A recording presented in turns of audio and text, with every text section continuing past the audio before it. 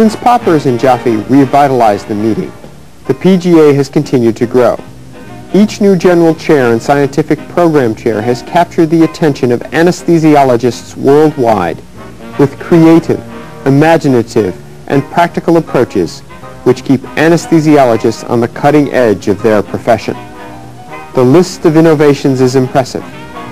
Problem-based learning discussions, discovering solutions to sticky problems, mini workshops, pursuing a small area of anesthesiology in depth, large workshops on new technologies, hands-on teaching sessions in fiber optic intubation, interpretation of images in transesophageal echocardiography, contracting and job hunting, and personal appearance sessions primarily aimed at the residents.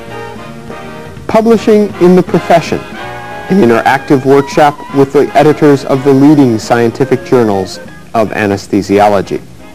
Organizing a scholarship program for the benefit of anesthesiologists in Eastern European nations. The PGA has provided a broad spectrum of opportunities and experiences for the tens of thousands who have attended its meetings.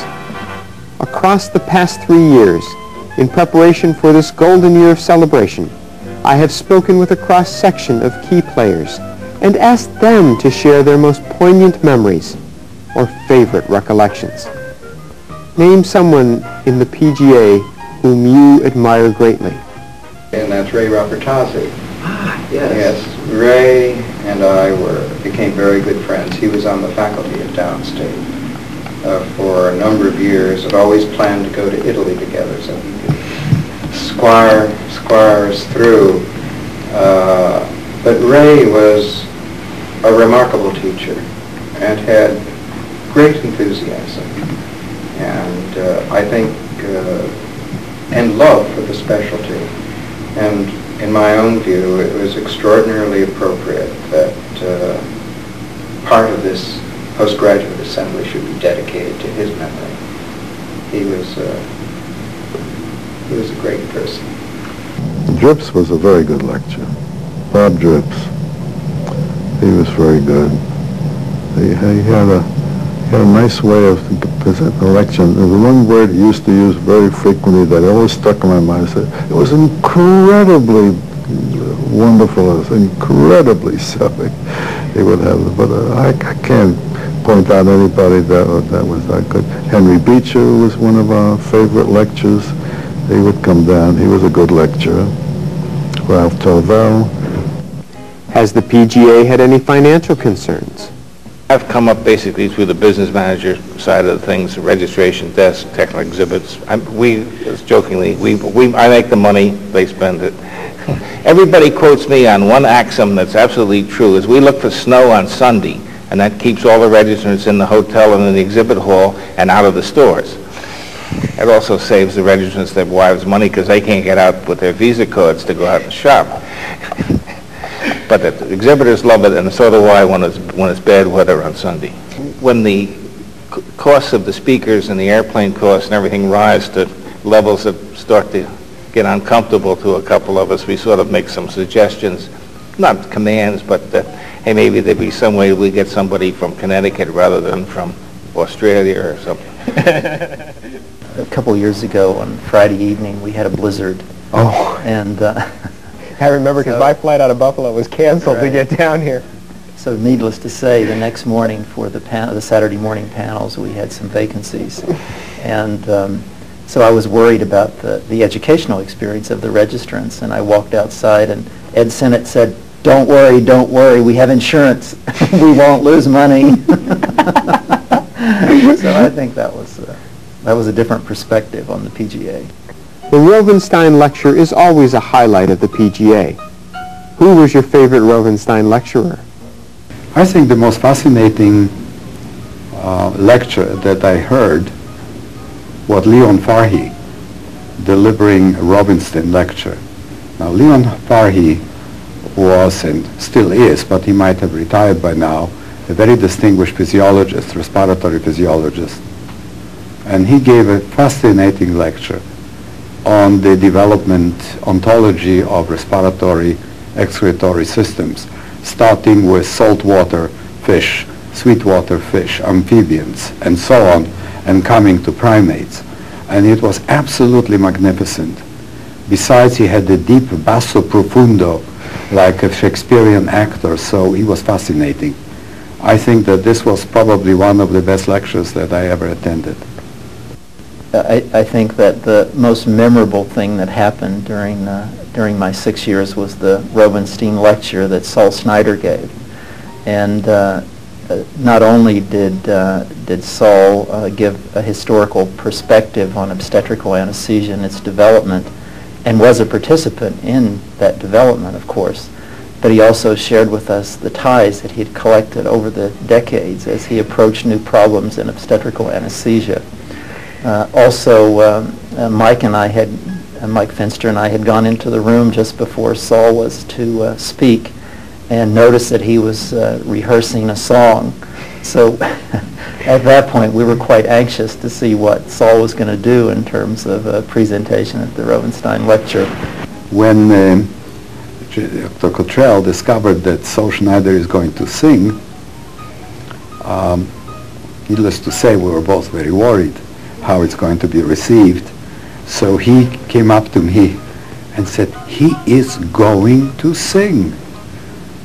And I was purported to answer, "Well, it's too late for him to ruin my career." Fortunately, if anything, it might have enhanced my career. Were there ever any romances at the PGA? Oh, that's easy. The first one, 1962. I had just met a co-resident, Colleen Sullivan, and she and I were just getting to know each other. We attended the PGA together. And Joe Artuzio was very, very dynamic in making sure that all his residents got to the PGA.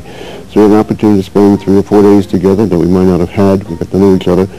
And eventually this developed into a very, very fruitful relationship because we've been married for 31 years. We have a daughter who's a student at MIT now. We'll be graduating next year. So that relationship really worked out very well. That's the most memorable event by far of anything that's ever happened at the PGA. Is the PGA totally scientific and serious, or were there some humorous events along the way? Nothing specific comes to mind, except the consternation of a distinguished colleague when it was pointed out to him that his girly slides were inappropriate. And we had complaints, and it was my job as General Chairman to write to my good friend and give him a verbal spanking. It must not have been fun for you, though. As a matter of fact, that was no problem because it was time. What professional concerns became issues at the PGA? And the meeting was usually a place to meet everybody. And in fact, in those years, I was anti-ASA. And so the PGA was the place to go.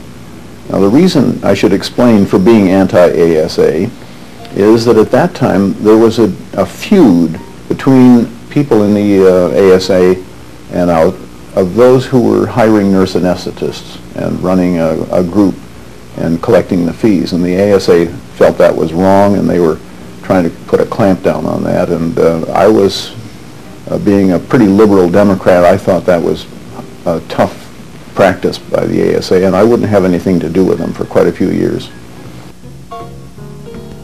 What are some of your goals for the PGA? I think that we are analytic. We constantly look at what we're doing and saying, could we do it better? Is there something else that can be done? How can we get people more and more involved with what we're doing? Recently, we had representatives who met with the Accreditation Council for Continuing Medical Education and explored several new ideas with them. Here's one thing that we can do. We want to know what people want to know. And how can we find out? Well, there are static mechanisms for doing that. You can write in and tell us what you want to do. We can talk to you, call us up. Now we've developed a website. And we're going to have on that website the opportunity for someone to write us a letter very easily and just say, these are topics that I think you ought to cover, and these are the reasons I think you ought to do it. So now we're taking modern technology and incorporating it into our 50-year-old meeting. In the early 1990s, the NYSSA and the PGA leadership realized that the meeting had stopped growing. The American market had almost completely been tapped. So attention was turned to the international community.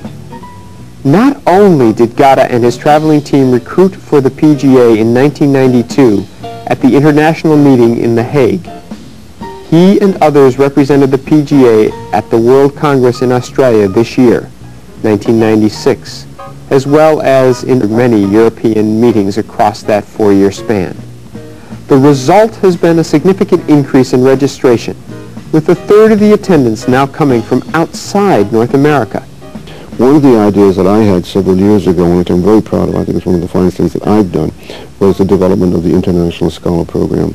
When we were in The Hague, we spoke to anesthesiologists, physicians from Central and Eastern Europe who had somehow found the funding to get to the Netherlands. And when we spoke to them about coming to New York, they had this forlorn look in their eyes as though it were a dream that could never be realized. It was very, very disturbing when we realized the economies and medical economics of Central and Eastern Europe. What I did then, with Kurt and with Pat and with others, was to round up funds from anywhere, drug companies or just skim a little off here and a little there. We managed to put together enough money to bring every year to the PGA about a dozen physicians. They come mainly from Central and Eastern Europe. They come from Russia, Estonia, Poland, Latvia, Lithuania, and a few come from South America, mostly Brazil. This is what I've done. I've been able to do that because I've been both the general chairman and the president of NYSSA, and it's the thing that if someone were to ask me what's the most significant thing you've done, I'd say that was it, the International Scholar Program. The 49th PGA in 1995 hosted a total attendance of 6,474 persons, nearly 4,000 of whom were professionals in anesthesiology. In 1945, at the first meeting, the total attendance was 200.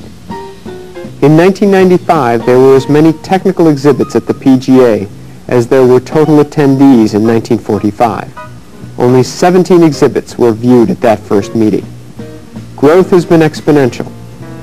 The sheer numbers of attendees and exhibitors require the highest level of organization, sophistication, and business expertise. Known for their superb efficiency, the NYSSA staff of 8 full-time employees works year-round to assure the organizational and aesthetic success of the annual meeting. The PGA's annual sessions program is its key feature and greatest concern. To assure the highest quality, the New York staff begins early, coordinates the myriad committee meetings, and assists the various committee chairs in executing the minutiae of the rigorous planning schedule. 9 separate committees divide the annual workload, but the competent NYSSA staff assists all of them.